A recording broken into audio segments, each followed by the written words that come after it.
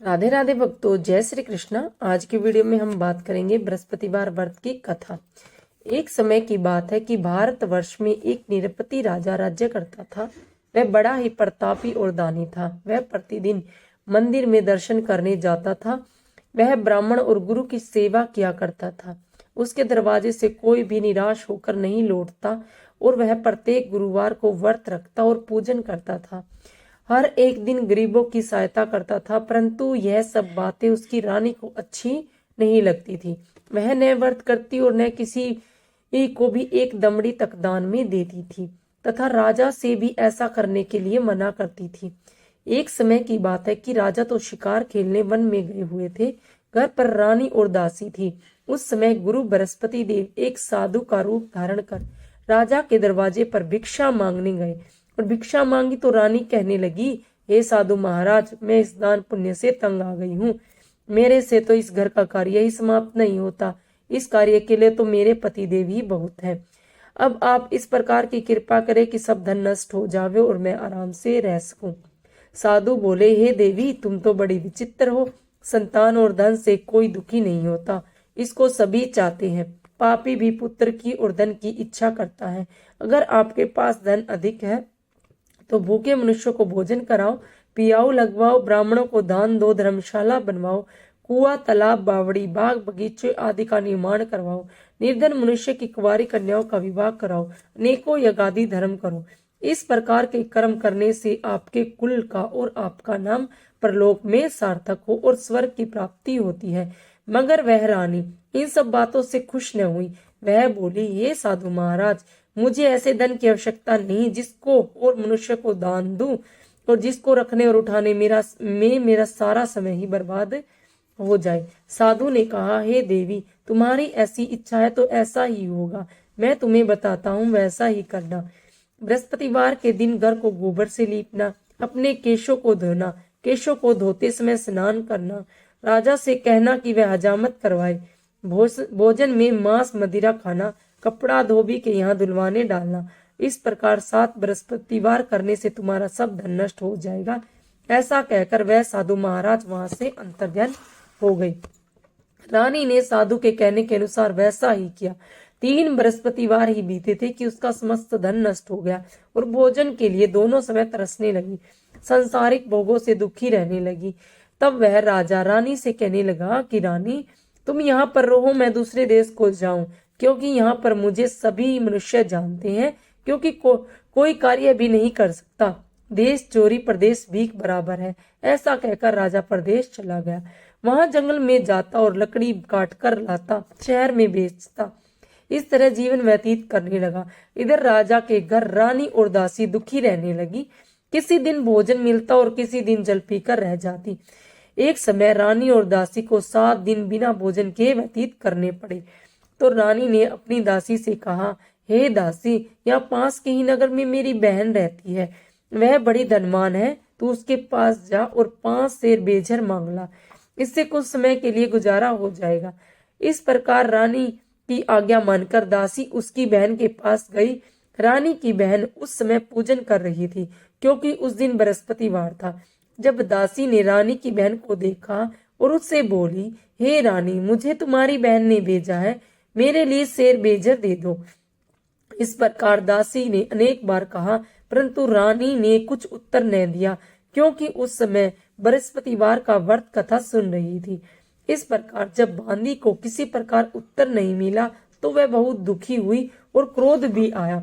लौटकर अपने गांव रानी के पास आकर बोली, हे रानी, तुम्हारी बहन तो बड़ी ही आदमीन है। वह छोटे मनुष्यों से बात ही नहीं करती, इसीलिए मैंने उससे कहा तो उसने कोई उत्तर नहीं दिया। मैं वापस चली आई। रानी बोली, हे दासी, इसमें उसका कोई दोष नहीं। जब बुरे दिन आते हैं तो कोई सहारा नहीं देता। अच्छे बुरे का पता आपत्ति में ही लगता है। जो ईश्वर की इच्छा होगी वही होगा। वह सब हमारे भाग्य का दोष है। इधर उस रानी ने देखा कि मेरी बहन की दासी आई थी, परंतु मैं उससे नहीं बोली। इससे वह बहुत दुखी हुई होगी। यह सोच कथा को सुन विष्णु भगवान का पूजन समाप्त कर वह रानी बहन के घर चल दी और जाकर अपनी बहन से कहने लगी, हे बहन, मैं बृहस्पतिवार का व्रत कर रही थी। तुम्हारी दासी आई थी, परंतु जब तक कथा होती है तब तक न उठती है न बोलती है, इसीलिए मैं न बोली। कहो दासी क्यों आई थी? रानी बोली, बहन हमारे अनाज नहीं था, वैसे तुमसे कोई बात छिपी नहीं है, इस कारण मैंने दासी को तुम्हारे पास शेर बेजर लेने के लिए भेजी थी। रानी बोली, बहन देखो, बृहस्पति भगवान मनोकामना पूर्ण करते हैं, देखो शायद तुम्हारे घर में अनाज रखा हो। इस प्रकार का वचन जब रानी ने सुना तो घर के अंदर गई तो वहां एक घड़ा बेजर का भरा मिला।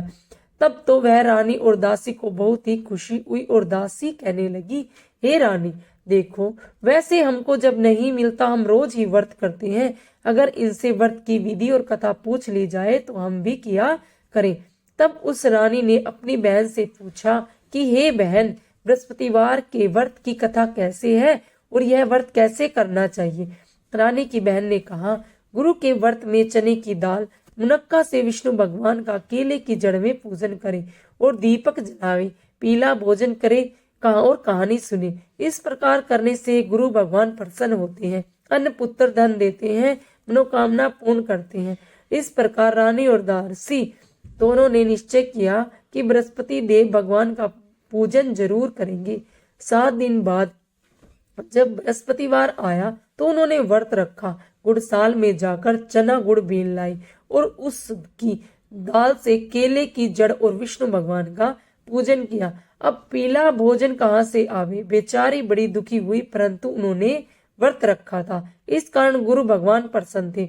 दोनों थालों में सुंदर पीला भोजन लेकर आए और दासी को देखकर बोले, हे दासी, यह तुम्हारे और रानी के लिए भोजन है, तुम दोनों करना। दासी भोजन पाकर बड़ी प्रसन्न हुई और रानी से बोली, चलो रानी जी भोजन कर लो। रानी को इस विषय में कुछ पता नहीं था, इसीलिए वह दासी से बोली, तू ही भोजन कर, क्योंकि तू हमारी व्यर्थ में हंसी उड़ाती है। दासी बोली, एक महाराज भोजन दे गया है। रानी कहने लगी, वह भोजन तेरे लिए ही दे गया है, तू ही भोजन कर। दासी ने कहा, वह महात्मा हम दोनों को थालों में भोजन दे गया है, इसलिए हम और तुम दोनों ही साथ साथ भोजन करेंगे। इस प्रकार रानी और बांदी दोनों ने गुरु भगवान को नमस्कार कर भोजन करना प्रारंभ कर दिया। अब वह प्रत्येक बृहस्पतिवार को गुरु भगवान का व्रत और विष्णु पूजन करने लगी। बृहस्पति भगवान की कृपा से फिर रानी और दासी के पास धन हो गया। रानी फिर उस समय आलस करने लगी। तब दासी बोली, देखो रानी, तुम पहले इस प्रकार आलस करती थी, तब धन के रखने में कष्ट होता था, इस कारण सभी धन नष्ट हो गया। अब गुरु भगवान की कृपा से धन मिला है तो फिर तुम्हें आलस होता है। बड़ी मुसीबतों के बाद हमने यह धन पाया है, इसीलिए हमें दान पुण्य करना चाहिए। भूखे मनुष्य को भोजन कराओ, पियाओ लगवाओ, ब्राह्मणों को दान दो, कुआं तालाब बावड़ी आदि का निर्माण करवाओ, मंदिर पाठशालाएं बनवाओ, दान दो, कुंवारी कन्याओं का विवाह करवाओ, धन को शुभ कर्मों में खर्च करो, जिससे तुम्हारे कुल का यश बढ़े और स्वर्ग प्राप्त हो और पितर प्रसन्न होंगे। तब रानी ने इसी प्रकार कर्म करने प्रारंभ कर दिए तो काफी यश फैलने लगा। एक दिन रानी और दासी विचार करने लगी कि न जाने राजा किस प्रकार से होंगे, उसकी कोई खबर नहीं। गुरु भगवान ने उन्होंने प्रार्थना की कि भगवान ने रात्रि में राजा को स्वप्न में कहा कि हे राजा, उठ, तेरी रानी तुझको याद करती है, अपने देश को चलो। राजा प्रातःकाल उठा और विचार करने लगा, स्त्री जाति खाने और पहनने की संगनी होती है, पर भगवान की आज्ञा मानकर वह अपने नगर के लिए चलने को तैयार हुआ। इससे पूर्व जब राजा प्रदेश चला गया तो प्रदेश में दुखी रहने लगा। प्रतिदिन जंगल में से लकड़ी बीन कर लाता, उन्हें शहर में बेचकर अपने दुखी जीवन को बड़ी कठिनता से व्यतीत करता था। एक दिन राजा दुखी हो अपनी पुरानी बातों को याद करके रोने लगा। तब उस जंगल में से बृहस्पति देव एक साधु का रूप धारण कर आए और राजा के पास आकर बोले, हे लकड़हारे, तुम इस सुनसान जंगल में किस चिंता में बैठे हो, मुझको बताओ। यह सुन राजा के नेत्रों में जल भर आया और साधु को वंदना कर बोला, हे प्रभु, आप सब कुछ जानने वाले हो। इतना कह साधु को अपनी संपूर्ण कहानी बतला दी। महात्मा दयालु होते हैं। उससे बोले, हे राजा, तुम्हारी स्त्री ने बृहस्पति देव का अपराध किया था, इस कारण तुम्हारी यह दशा हुई। अब तुम किसी प्रकार की चिंता मत करो, भगवान तुम्हें पहले से अधिक धनवान करेंगे। देखो तुम्हारी स्त्री ने गुरुवार का व्रत प्रारंभ कर दिया है और तुम मेरा कहा मानकर बृहस्पतिवार के व्रत करके चने की दाल गुड़ जल के लोटे में डालकर केले का पूजन करो, फिर कथा कहो और सुनो, भगवान तेरी सब मनोकामना को पूर्ण करेगा। साधु को प्रसन्न देख राजा बोला, हे प्रभु, मुझे लकड़ी बेचकर इतना पैसा नहीं मिलता जिससे भोजन करने के उपरांत कुछ बचा सकूं। मैंने रात्रि में अपनी रानी को व्याकुल देखा है, मेरे पास कुछ भी नहीं जिससे उसकी खबर तो मंगा सकूं, और फिर मैं कौन सी कहानी कहूं, यह मुझे कुछ भी मालूम नहीं है। साधु ने कहा, हे महाराज, तुम किसी बात की चिंता मत करो, बृहस्पतिवार के दिन तुम रोजाना की तरह लकड़ियां लेकर शहर को जाओ, तुमको रोज वहां से दुगना धन प्राप्त होगा, जिससे तुम्हें भली प्रकार भोजन कर लोगे और बृहस्पति देव के पूजा का सामान भी आ जाएगा। बृहस्पति देव की कहानी निम्न प्रकार से है। बृहस्पति देव की कहानी। प्राचीन काल में एक ब्राह्मण था, वह बहुत निर्धन था, उसकी कोई संतान नहीं थी, उसकी स्त्री बहुत मलिनता के साथ रहती थी, वह स्नान न करती, किसी देव का पूजन न करती, प्रातः काल उठते ही सर्वप्रथम भोजन करती, बाद में कोई अन्य कार्य करती थी। इससे ब्राह्मण देवता बड़े दुखी थे, बेचारे बहुत कुछ कहते परंतु उसका कोई परिणाम नहीं निकलता। भगवान की कृपा से ब्राह्मण की स्त्री के कन्या रूपी रतन पैदा हुआ और वह कन्या अपने पिता के घर में बड़ी होने लगी। वह बालिका प्रातः स्नान करके विष्णु भगवान का जाप करने लगी, बृहस्पतिवार को व्रत करने लगी, अपने पूजन को समाप्त कर स्कूल जाती और मुट्ठी भर जौ भर कर ले जाती और पाठशाला के मार्ग में डालती जाती। तब ये जौ स्वर्ण के हो जाते, लौटते समय उनको बीन कर घर को ले आती। एक दिन वह बालिका सूप में उन सोने के जनेऊ को फटक कर साफ कर रही थी कि उसके पिता ने देख लिया। कहा कि ये बेटी, सोने के जनेऊ को फटकने के लिए सोने का ही सूप होना चाहिए। दूसरे दिन गुरुवार था, उस कन्या ने व्रत रखा था, बृहस्पति देव से प्रार्थना की करके कहा, हे प्रभु, मैंने आपकी पूजा सच्चे मन से की है तो मेरे लिए सोने का सूप दे दो। बृहस्पति देव ने उसकी प्रार्थना स्वीकार कर ली। रोजाना की तरह वह कन्या जौ फैलाती हुई जाने लगी। जब लौट कर जौ बीन रही थी तो बृहस्पति देव की कृपा से सोने का सूप मिला। उसने वह घर ले आई और उसे जौ साफ करने लगी, परंतु उसकी माँ का वही हाल रहा। एक दिन की बात है कि वह कन्या सोने के सूप में जौ साफ कर रही थी। उस समय उस शहर का राजपुत्र वहां से होकर निकला। उस कन्या के रूप और कार्य को देखकर मोहित हो गया और अपने घर में जाकर भोजन और जल त्याग कर उदास लेट गया।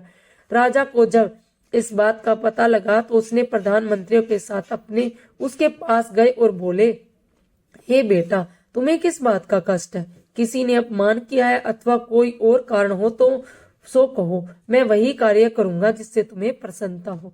अपने पिता की राजकुमार ने बातें सुनी और वह बोला, मुझे आपकी कृपा से किसी बात का दुख नहीं है, किसी ने मेरा अपमान नहीं किया, परंतु मैं उस लड़की के साथ विवाह करना चाहता हूँ जो सोने के सूप में जौ साफ कर रही थी।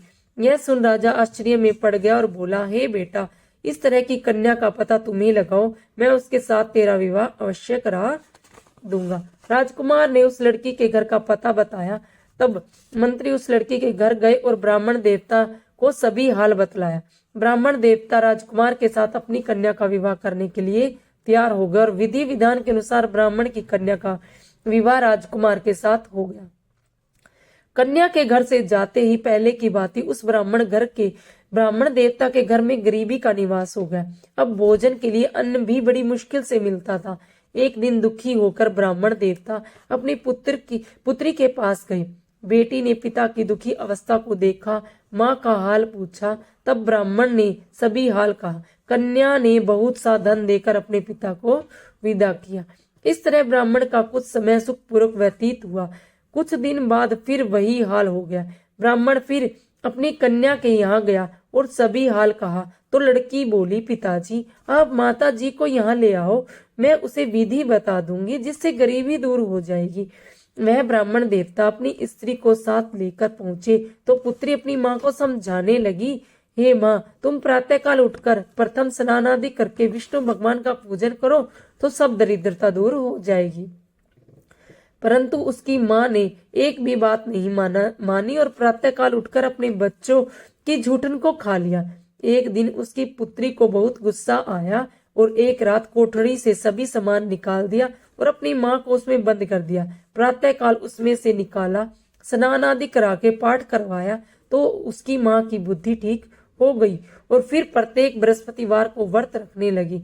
इस व्रत के प्रभाव से उसकी माँ भी बहुत ही धनवान और पुत्रवती हो गई। बृहस्पति जी के प्रभाव से स्वर्ग की प्राप्ति हुई तथा वह ब्राह्मण भी सुखपूर्वक इस लोक में सुख भोगकर स्वर्ग को प्राप्त हुआ। इस तरह कहानी कहकर साधु देवता वहां से लौट गए। धीरे धीरे समय व्यतीत होने पर फिर वही बृहस्पतिवार का दिन आया। राजा जंगल से लकड़ी काट कर किसी शहर में बेचने गया। उसे और दिन से अधिक पैसा मिला। राजा ने चना गुड़ आदि लाकर गुरुवार का व्रत किया। उस दिन से उसके सभी क्लेश दूर हो गए। परंतु जब अगला गुरुवार का दिन आया तो वह बृहस्पतिवार का व्रत करना भूल गया। इस कारण बृहस्पति भगवान नाराज हो गए। उस दिन उस नगर के राजा ने विशाल यज्ञ का आयोजन कर रखा था और शहर में यह घोषणा कर दी कि कोई भी मनुष्य अपने घर भोजन न बनावे और न आग जलावे। समस्त जनता मेरे यहाँ भोजन करने आवे। इस आज्ञा को जो न मानेगा उसे फांसी की सजा दी जाएगी। इस तरह की घोषणा कर संपूर्ण नगर में करवा दी गई। राजा की आज्ञा अनुसार शहर के सभी लोग भोजन करने गए, लेकिन लकड़हारा बहु कुछ देर से पहुंचा। इसीलिए राजा उसको अपने साथ घर ले आए और ले जाकर भोजन करा रहे थे तो रानी की दृष्टि खूंटी पर पड़ी जिस पर उसका हार लटका हुआ था। वह वहां पर नहीं दिखाई दिया। रानी ने निश्चय किया कि मेरा हार इस मनुष्य ने चुरा लिया है। उस समय सैनिक बुलाकर उसे जेल खाने में डाल दिया। तब राजा जेल खाने में पड़ गया और बहुत दुखी होकर विचार करने लगा कि न जाने कौन से पूर्व जन्म के कर्म से मेरे लिए दुख प्राप्त हुआ है, और उसी साधु को याद करने लगा जो जंगल में मिला था। उसी समय तत्काल बृहस्पति देव साधु के रूप में प्रकट हो गए और उसकी दशा को देखकर कहने लगे, अरे मूर्ख, तूने बृहस्पति देवता की कथा नहीं करी, इस कारण तुम्हें दुख प्राप्त हुआ है। अब चिंता मत कर। बृहस्पतिवार के दिन जेल खाने के दरवाजे पर 4 पैसे पड़े मिलेंगे। उनसे तू बृहस्पतिवार का पूजन करना आरंभ कर, तेरे सभी कष्ट दूर हो जाएंगे। बृहस्पतिवार के दिन उसे 4 पैसे मिले। राजा ने कथा कही। उसी रात्रि को बृहस्पति देव ने उस राज्य के राजा को स्वप्न में कहा, हे राजा, तुमने जिस आदमी को जेल खाने में बंद कर दिया है वह निर्दोष है, वह राजा है, उसे छोड़ दो। रानी का हार उसी खूंटी पर लटका हुआ है। अगर तू ऐसा नहीं करेगा तो मैं तेरा राज्य को नष्ट कर दूंगा। इस तरह के रात्रि स्वप्न को देख राजा प्रातः काल उठा। खूंटी पर हार देखकर लकड़हारे को बुलाकर क्षमा मांगी तथा राजा को योग्य सुंदर वस्त्र आभूषण देकर विदा किया। गुरुदेव की आज्ञानुसार राजा अपने राज्य को चल दिया। राजा जब इस नगर के निकट पहुंचा तो बड़ा ही आश्चर्य हुआ। नगर में पहले से अधिक बाग, तालाब और कुएं और बहुत से धर्मशालाएं, मंदिर बन गई थी। राजा ने पूछा, ये किसके बाग और धर्मशाला है? तब नगर के सब लोग कहने लगे, ये सब रानी और दासी के हैं। तो राजा को आश्चर्य हुआ और गुस्सा भी आया। जब रानी ने यह खबर सुनी कि राजा आ रहे हैं तो उसने दासी से कहा कि हे दासी, देख राजा हमको कितनी बुरी हालत में छोड़कर गए थे। वह हमारी ऐसी हालत देखकर लौट न जाए, इसीलिए तू दरवाजे पर खड़ी हो जा। आज्ञानुसार दासी दरवाजे पर खड़ी हो गई और राजा आए तो उन्हें अपने साथ ले आई। तब राजा ने क्रोध करके अपनी तलवार निकाली और पूछने लगे कि यह बताओ कि यह धन तुम्हें कैसे प्राप्त हुआ है। तब उन्होंने कहा, हमें धन बृहस्पति देव के इस व्रत के प्रभाव से प्राप्त हुआ है। राजा ने निश्चय किया कि 7 दिन बाद तो सभी बृहस्पति देव का पूजन करते हैं, परंतु मैं दिन में 3 बार कहानी कहा करूंगा और रोज व्रत किया करूंगा। अब हर समय राजा के दुपट्टे में चने की दाल बंधी रहती और दिन में 3 बार कहानी कहता। एक दिन राजा ने विचार किया कि चलो अपनी बहन के यहाँ हो आवे। इस तरह निश्चय कर राजा घोड़े पर सवार हो अपनी बहन के यहाँ चलने लगा। मार्ग में उसने देखा कि कुछ आदमी एक मुर्दे को लिए जा रहे हैं। उन्हें रोक कर राजा कहने लगा, अरे भाई, मेरी बृहस्पति देव की कहानी सुन लो। वे बोले, लो हमारा तो आदमी मर गया है, इसे कथा की पड़ी है।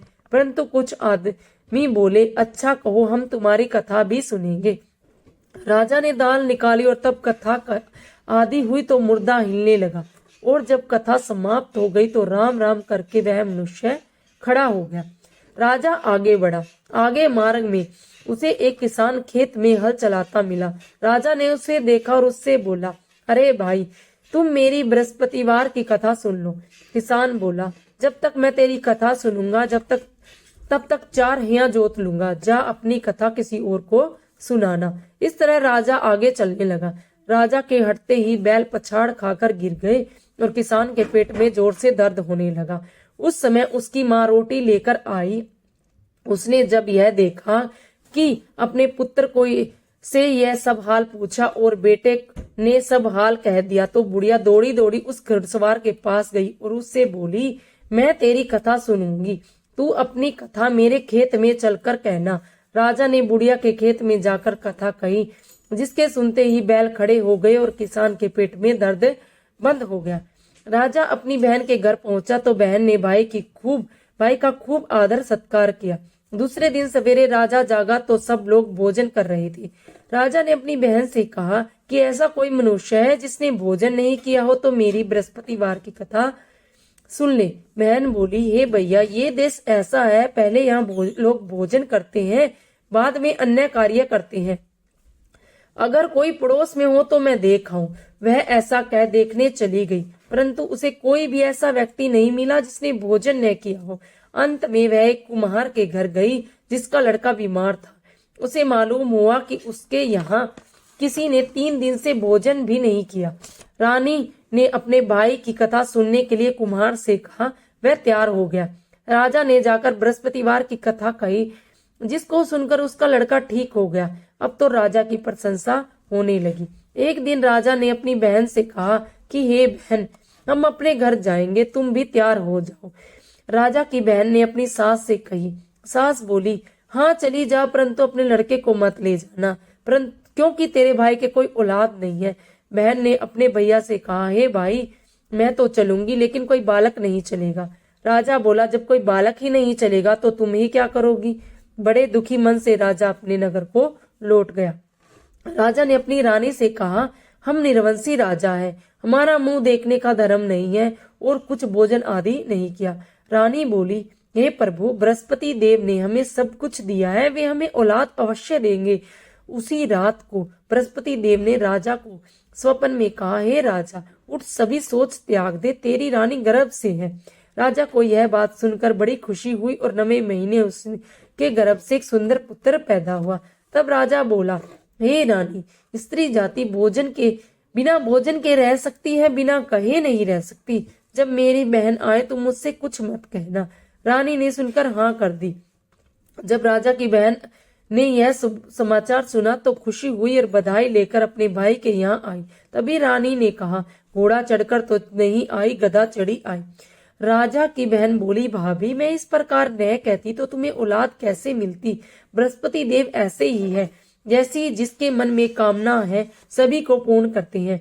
जो सद्भावना पूर्ण बृहस्पतिवार का व्रत करता है, कथा पढ़ता है, सुनता है और दूसरों को सुनाता है, बृहस्पति देव उसकी सभी मनोकामनाएं पूर्ण करते हैं। भगवान बृहस्पति देव उसकी सदैव रक्षा करते हैं। संसार में सद्भावना से भगवान की पूजा व्रत सच्चे हृदय से करते हैं, उनके सभी मनोकामनाएं पूर्ण करते हैं। जैसी सच्ची भावना से रानी और राजा ने उनकी कथा का गुणगान किया तो उनकी सभी इच्छाएं बृहस्पति देव ने पूर्ण की। इसीलिए सबको कथा सुनने के बाद प्रसाद लेकर जाना चाहिए। हृदय में उनका मनन करते हुए जयकारा बोलना चाहिए। बोलो बृहस्पति देव की जय, विष्णु भगवान की जय। श्री बृहस्पति देव की आरती। ओम जय बृहस्पति देवा, जय बृहस्पति देवा, छिन छिन भोग लगाऊं कदली फल मेवा। ओम जय बृहस्पति देवा, तुम पूर्ण परमात्मा, तुम अंतर्यामी, जगत पिता जगदीश्वर, तुम सबके स्वामी। ओम जय जगदीश हरे, चरणामृत निज निर्मल, सब पातक हरणा, सकल मनोरथ दायक, कृपा करो भरता। ओम जय बृहस्पति देवा, तन मन धन अर्पण कर, जो जन शरण पड़े, प्रभु प्रकट तब होकर आकर द्वार खड़े। ओम जय बृहस्पति देवा, दीन दयाल दयानिधि भक्तन हितकारी, पाप दोष सब हरता भव बंधन हारी।